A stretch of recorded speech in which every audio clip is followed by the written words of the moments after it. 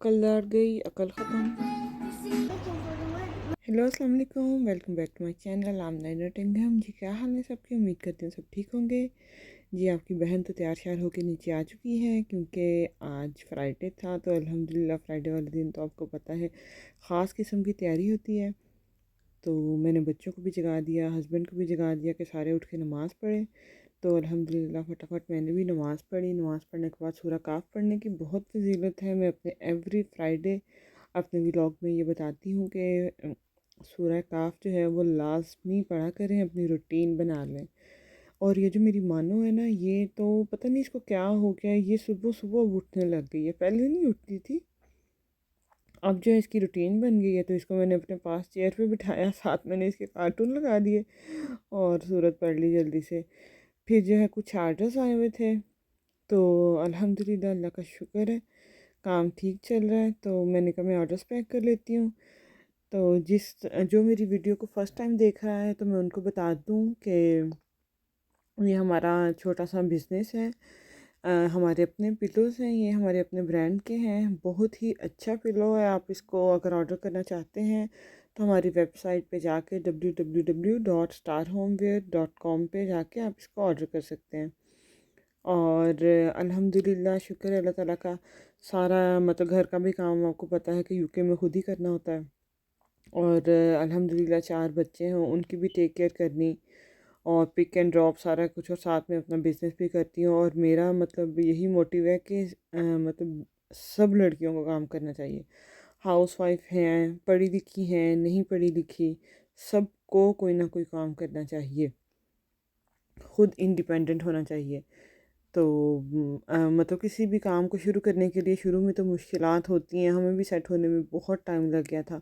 लेकिन ये कि हिम्मत नहीं हारनी चाहिए, आप मेहनत करते रहें, अल्लाह साथ देगा। और ये कि किसी को भी हर काम का पहले नहीं पता होता, हम ये समझे कि नहीं जी इसका तो चल रहा है तो चल ही रहा होगा, भाई हम तो कुछ नहीं कर सकते। नहीं, मुझे कुछ भी नहीं आता था। मैं अपनी हर वीडियो में बताती हूँ मोटिवेशन के लिए कि मुझे कुछ भी नहीं करने आता था। मेरे हस्बैंड सारा मैनेज करते थे। मैंने अभी तकरीबन 1 ईयर पहले, 6 मंथ पहले मैंने ये सारा उनसे सीखा है और अल्हम्दुलिल्लाह अपने अकाउंट्स में अब खुद देखती हूँ।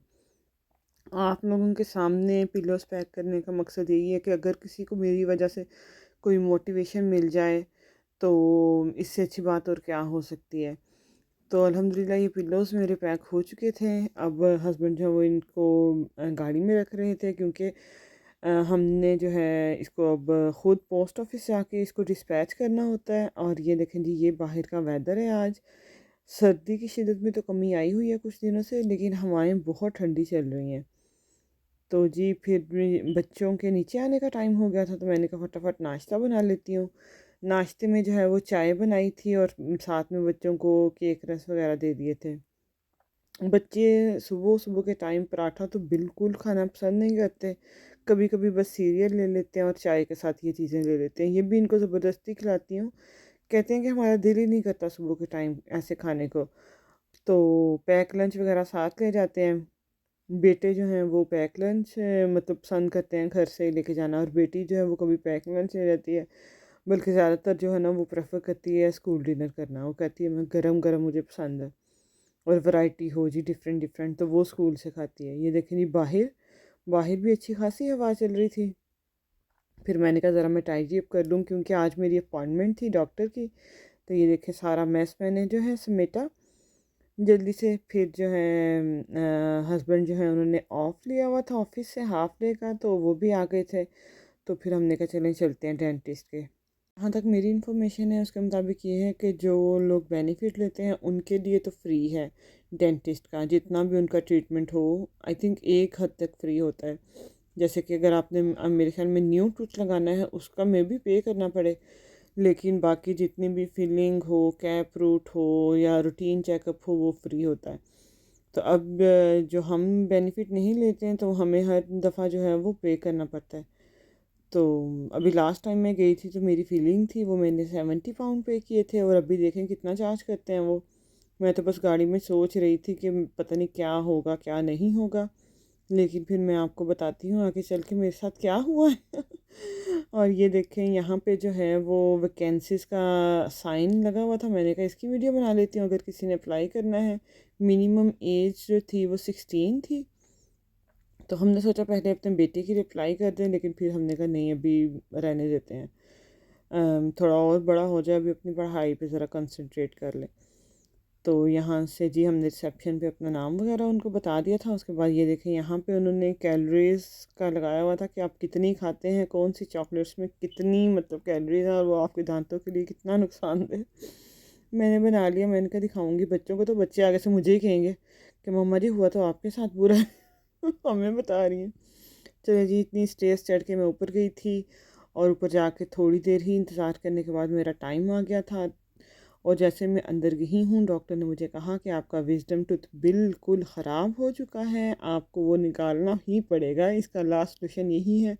उन्होंने मेरे एक्सरे वगैरह किए थे। फिर मेरे हस्बैंड को बताया कि इसका यही हल है और या आप आज निकलवा लें तो बेहतर है। तो ये देखें जी मेरा विजडम टूथ, उफ इतनी स्ट्रॉन्ग था ये, अल्लाह इसकी रूट से। डॉक्टर कहती है कि आपने मुझे थका दिया है। इतना मैंने उससे परमिशन दी, मैंने कहा मैं थोड़ी सी इसकी वीडियो बना लूँ। कहती बना ले। इतना मुझे खौफ आया ये विजडम टूथ देख के। और यकीन करें उसने मेरे इंजेक्शंस वगैरह लगाए हुए थे अच्छे खासे, मतलब 3-4 इंजेक्शंस लगाए थे। तो उसकी अपनी इतनी पावर लग रही थी। उसने मुझे बाद में कहा कि आज आपने मुझे थका दिया है। इतना पुश कर करके टीथ निकाला है ना कि बस मेरी तो बस ही हो गई। लेकिन पेन नहीं हो रही थी क्योंकि उसने इंजेक्शन लगाए हुए थे। तो जी हस्बैंड जो थे वो मुझे फिर घर छोड़ा, क्या बोल रही हूँ मैं, कुछ समझ नहीं आ रही। मुझे घर छोड़ के वो जॉब पे वापस चले गए थे। घर आके फटाफट किचन साफ़ किया। किचन साफ़ करने के बाद आज जो मेरा बेटा है बड़ा, उसको 12:30 छुट्टी होती है, उसको लेने जाना था। तो मैंने कहा फटाफट जो है जितना काम कर सकती हूँ कर लूँ। कुकिंग तो आज नहीं की थी। हस्बैंड कह रहे थे कि हम बाहर से ही ले आएंगे तो तुम ये कर लो। तो अभी तो फ़िलहाल मेरे पेन नहीं हो रही थी। डॉक्टर ने कहा था कि जब आपका वो ये इंजेक्शंस का असर ख़त्म होगा फिर शायद पेन हो। तो लेकिन उसने मुझे कोई मेडिसिन नहीं दी। मैंने कहा चलें ठीक है, अब मेडिसिन तो नहीं दी, इसका मतलब हो सकता है पेन ना हो, अगर हुई तो पैरास्टामोल वगैरह ले लूँगी। एक तो यहाँ पे अकेले रहने की ये नुकसान है कि बेचारी मेरी जो बेटी है ना, मानो वो बड़ी मुश्किल से सोती है, तो मुझे बाहर जाना पड़ता है।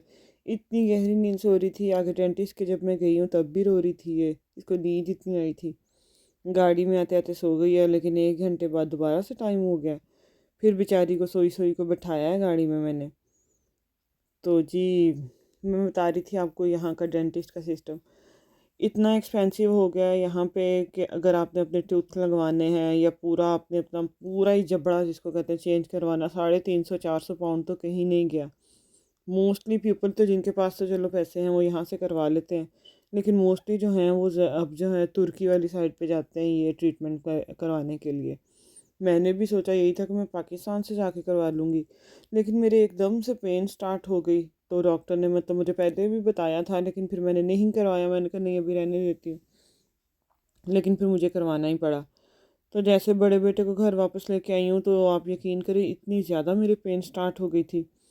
तो ये डॉक्टर ने मुझे लेटर दिया हुआ था, तो इसको मैंने पहले सारा रीड किया है। पैरास्टामोल भी ले ली थी, लेकिन पेन जो है वो कम ही नहीं हो रही थी। तो फटाफट जो है फिर हस्बैंड को फ़ोन किया। फिर उन्होंने जो है वो पहले तो उन्होंने इधर डेंटिस्ट के फ़ोन किया, फिर डॉक्टर ने जो है वो मुझे मेडिसिन लिख दी थी। पहले दिन ही बाद में उन्होंने लिख दी थी अमॉक्सिलिन। तो फटाफट केमिस्ट पे जाके तो ये मेडिसिन लेके आए हैं। लेकिन फिर भी ये उन्होंने एंटीबायोटिक दी थी। वो तो होता है कि आपको बैक्टीरिया वगैरह ना मतलब हो जाए, इस तरह इन्फेक्शन ना हो जाए। तो पेन किलर उसने नहीं दी थी, लेकिन बस चले शुक्र है कुछ तो दे दिया। तो यहाँ से फिर हमने मेडिसिन ले ली थी।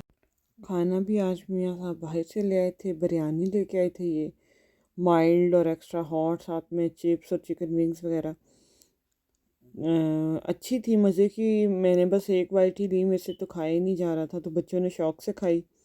फ़र्स्ट टाइम हमने यहाँ से ट्राई किया था तो ये मज़ा आया था।